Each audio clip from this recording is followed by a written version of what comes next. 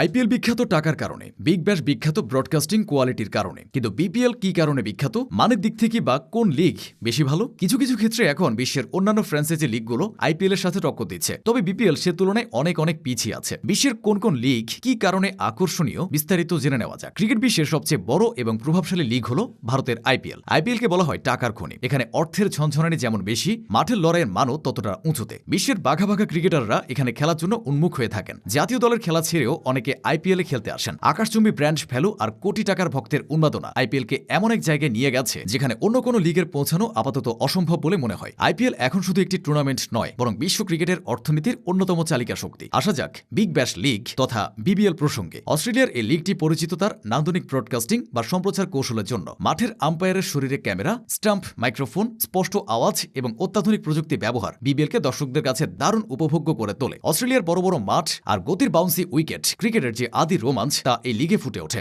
যদিও ফ্র্যাঞ্চাইজি টুর্নামেন্টের ব্যস্ততায় বিদেশি তারকাদের উপস্থিতি সেখানে কিছুটা ভাটা পড়ে। ফ্র্যাঞ্চাইজি লিগ হিসেবে কয়েক বছর আগে আত্মপ্রকাশ করেছে দক্ষিণ আফ্রিকার AS T20। নতুন হলেও প্রতিযোগিতা ও কোয়ালিটি ধরে রেখেছে লিগটি। অল্প সময়ের মধ্যে এটি বেশ জনপ্রিয়তাও পেয়েছে। দক্ষিণ আফ্রিকার সুন্দর আবহাওয়া, স্পোর্টিং পিচ এবং ঘরোয়া প্রতিভাবান ক্রিকেটারদের সাথে বিদেশি বড় তারকাদের সংমিশ্রণ এই লিগকে শক্ত ভিত্তি দিয়েছে। আইপিএল এর ফ্র্যাঞ্চাইজি মালিকদের বিনিয়োগ থাকায় এখানে পেশাদারিত্বের ছাপ স্পষ্ট, যাকে ভবিষ্যতের অন্যতম সফল লিগ হিসেবে প্রতিষ্ঠিত করার ইঙ্গিত দিচ্ছে। IL T20 বা ইন্টারন্যাশনাল লিগ T20ও কোনো অংশে পিছিয়ে নেই। সংযুক্ত আরব আমিরাতের এই লিগটি মূলত গ্ল্যামার এবং অর্থের মিশেল। এখানে স্থানীয় ক্রিকেটারদের চেয়ে বিদেশি তারকাদের আধিক্য বেশি থাকে। বেশ কিছু বাংলাদেশি ক্রিকেটারও ইতিমধ্যে IL T20তে খেলার অভিজ্ঞতা পেয়েছেন। তবে এই লিগে আধুনিক স্টেডিয়াম আর ঝকঝকে আবহে খেলা হলেও দর্শক সমাগম নিয়ে অনেক সময় প্রশ্ন ওঠে, কারণ বেশিরভাগ সময় মাঠে গ্যালারি ফাঁকা থাকে। অবশ্য আভিজাত্য আর বিশ্বমানের সুযোগ সুবিধার দিক থেকে IL T20 নিজেদের আলাদা একটি পরিচয় তৈরি করতে সক্ষম হয়েছে। পাকিস্তানের ফ্র্যাঞ্চাইজি লিগের নাম PSL বা পাকিস্তান সুপার লিগ। এই লিগটি গত কয়েক বছরে অভাবনীয় উন্নতি করেছে।